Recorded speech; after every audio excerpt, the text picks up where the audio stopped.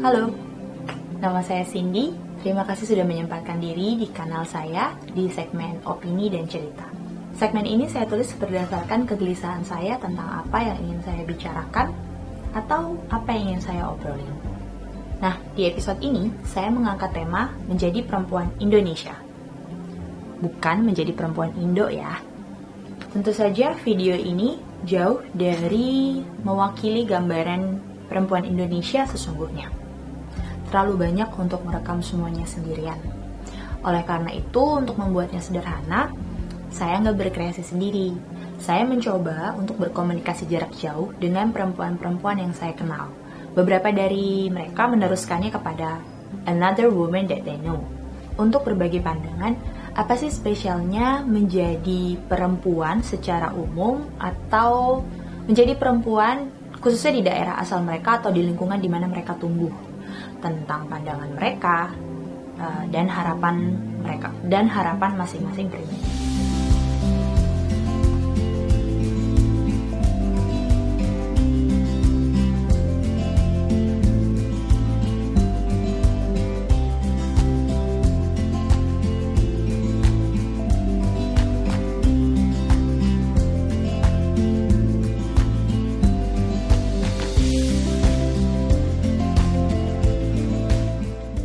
Jadi kalau ada yang nanya nih, ngerasa spesial nggak sih terlahir sebagai perempuan? Aku tuh ngerasa kalau perempuan itu adalah makhluk yang peka, makhluk yang perasa, emosional, dimana kayaknya itu yang ngebuat kita tuh jadi lebih berempati kepada sekitar kita. Menjadi seorang perempuan itu spesial banget. Kenapa? Karena we can be so soft, but at the same time we can be so tough. Tapi sedihnya, menjadi seorang perempuan itu di lingkungan saya atau lingkungan tempat saya tumbuh, seringkali dianggap yang lemah, dianggap yang tidak mampu, dan bahkan ketika saya mengalaminya sendiri, yaitu ketika saya memiliki suatu mimpi yang ingin saya capai, dan saya memberitahukannya kepada orang-orang di sekitar saya, mereka akan bertanya-tanya tentang untuk apa sih perempuan sampai sebegitunya, untuk apa sih perempuan menjadi seperti itu, padahal menurut saya, why not? Spesialnya dilahirkan sebagai seorang perempuan adalah karena kita dilahirkan sudah hebat. Maksud saya sudah hebat adalah kita ini di luar ekspektasi. Kayak sebagian besar keluarga itu kalau mau punya anak ya, pasti mereka maunya laki-laki. Tapi yang keluar adalah seorang perempuan gitu loh. Jadi kita di luar ekspektasi. Itu yang pertama. Yang kedua adalah kita dilahirkan pas masih bayi juga udah punya beban sosial gitu. Kenapa nggak laki-laki aja sih, itu udah beban kan itu. Habis itu pas gedenya tambah lagi beban sosialnya, beban budaya juga ya. Kita orang ekspektasi kita banyak gitu loh. Jadi kita lahir di luar ekspektasi, tapi pas gede diekspektasikan orang tuh banyak banget gitu.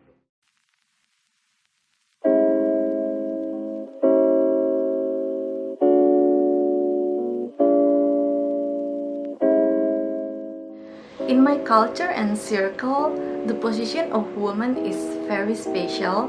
Ini yang kerap kali membuat kita mendapat special treatment atau perlakuan khusus. Walaupun perlakuan khusus ini punya pro dan kontra. Pro-nya adalah kita selalu diprioritaskan dan diutamakan, seperti yang kita udah biasa dengar. Oke, ladies first. Tapi kontranya adalah kita kerap kali dianggap lemah sehingga kita harus didahulukan atau harus diprioritaskan. Tapi di luar itu semua, menurut gue diciptakan sebagai perempuan atau laki-laki, kita punya kelebihan dan kekurangan kita masing-masing, dan hal ini adalah untuk kita supaya bisa saling melengkapi satu dengan yang lain, bukan untuk siapa yang lebih kuat atau siapa yang lebih lemah. Wanita mendukung sesama wanita itu penting sih menurut saya. Ya, terlepas dari gendernya, kita kan manusia makhluk sosial. Kita butuh saling mendukung, saling mengkritik supaya tumbuh. Saat pandemi begini, aku coba terus latih skillku walau di rumah. Misalnya dengan belajar hairdo baru, terus belajar what is the current trend of the makeup gitu. Pokoknya semua yang berhubungan dengan profesi aku. Dalam keluarga saya yang masih cukup kental dengan budaya Chinese, menurut saya, posisi perempuan tidak begitu powerful seperti laki-laki, karena dianggap anak laki-laki meneruskan garis keturunan keluarga. Maka dari itu, dukungan terhadap sesama perempuan sangatlah penting. Dimulai dari hal kecil yang sesimpel mau mendengarkan, dan jangan punya mental yang cepat menghakimi.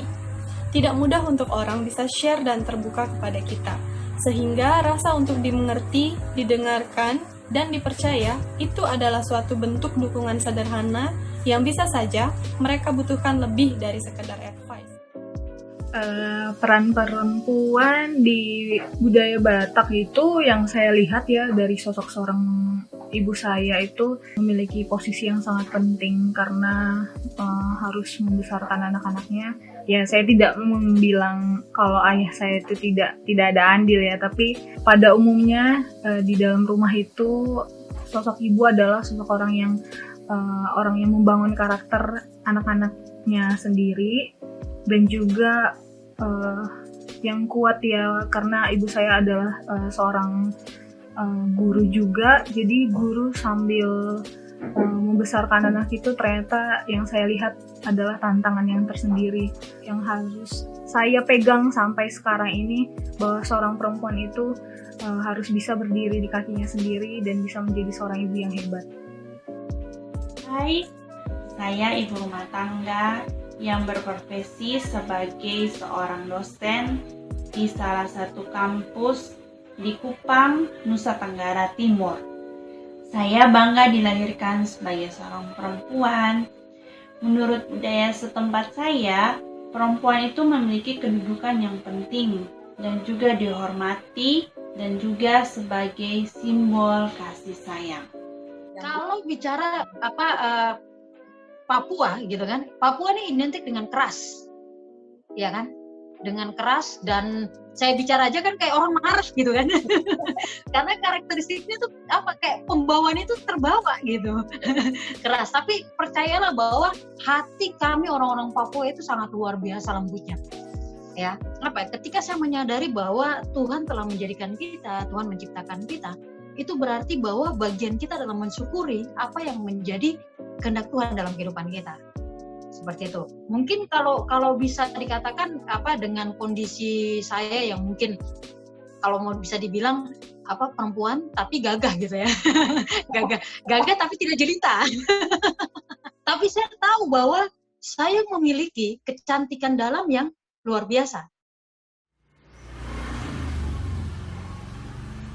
Stereotype ya, apa sih stereotype terhadap perempuan, especially di Indonesia gitu? Banyak banget sebenarnya sih, dan dari semua stereotype itu yang paling saya tidak setuju adalah dimana seorang perempuan itu seakan-akan less of a woman gitu. Kalau mereka tidak bisa melakukan sesuatu hal, let's say ya, a woman is less of a woman if she can't give birth or she can't bear a child. A woman is less of a woman if she can't cook. Sekarang in our world today tidak ada lagi yang bisa kita bilang hanya perempuan saja yang bisa nyuci baju. In my family, my dad also does the laundry gitu. Sekarang ada tuh chef Ramsay. He's not a woman, dia bukan seorang perempuan tapi dia masak gitu.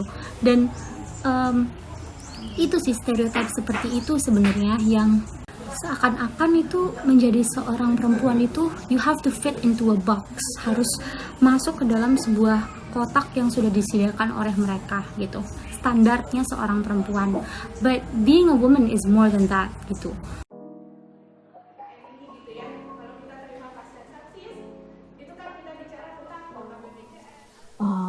Stereotipe yang saya tidak suka mengenai wanita di Indonesia adalah bahwa wanita yang cerdas itu sulit tunduk dengan kaum laki-laki. Wanita yang cerdas itu susah diatur atau bahkan merendahkan kaum laki-laki.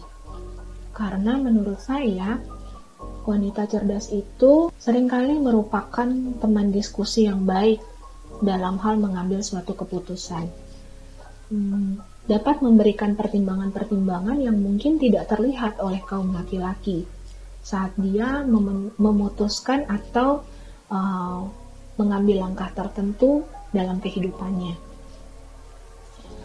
Selain itu, ada pepatah yang mengatakan keberhasilan seorang laki-laki biasanya di belakangnya ada wanita yang kuat, yang mendukungnya. Jadi menurut saya, wanita yang cerdas justru dapat mensupport kaum laki-laki. Dalam hal ini tidak terbatas dalam arti pasangan, tapi juga laki-laki di sekitar wanita tersebut dengan memberikan pemikiran-pemikiran yang baik tentunya.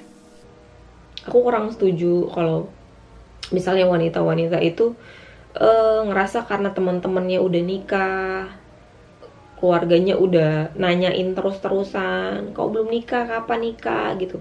Itu tuh yang kadang tuh menjadi motivasi gitu, kenapa mereka nikah gitu. Jadi seharusnya sebagai seorang perempuan kita itu ngelakuin sesuatu. Kalau kamu mau nikah, nikah gitu, tapi bukan karena budaya, bukan karena orang tua, bukan karena kita yang bilang, yang ngebuat kita itu jadi kayak itu suatu kewajiban kita buat nikah, enggak gitu.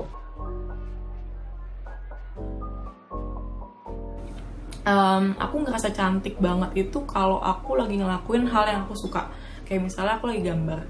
Nah, sebenarnya sih bukan karena aku ngerasa, tapi ya aku percaya ketika when people do things they love, they shine.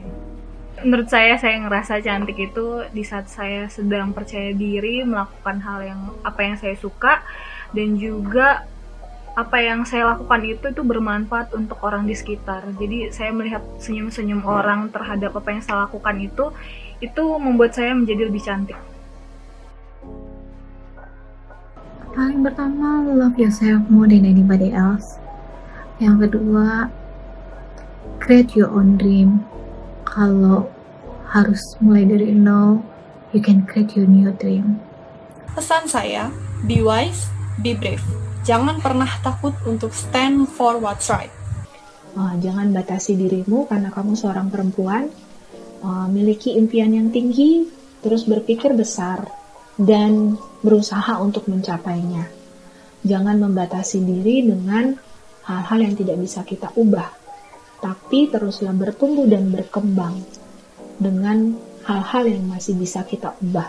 Karena saya punya adik perempuan juga, jadi saya tahu gitu, dan saya udah pernah kayak bicara sama dia, masih kecil gitu loh, masih kecil, tapi saya selalu tanemin kalau kita ini nggak lebih tinggi dan kita nggak lebih rendah derajatnya daripada laki-laki. Saya udah tanemin equality itu dari dia kecil. Papa saya juga gitu, ini ada role seorang pria juga ya. Papa saya juga, dia nggak pernah treat kita lain daripada anak-anak laki-laki yang lainnya gitu loh. For us, he has taught us how to be woman gitu loh, and he taught us how men should treat us gitu loh, supposed to treat us. Menurut saya, there's no such a thing as man's job. It's up to you on how you dress, how you bring yourself in the society gitu loh. Hidup kamu jangan berhenti saat kamu punya anak. Itu saya belum sempat bilang ke adik saya, tapi saya akan bilang itu. Jangan bilang kamu belum jadi wanita kalau kamu belum punya anak.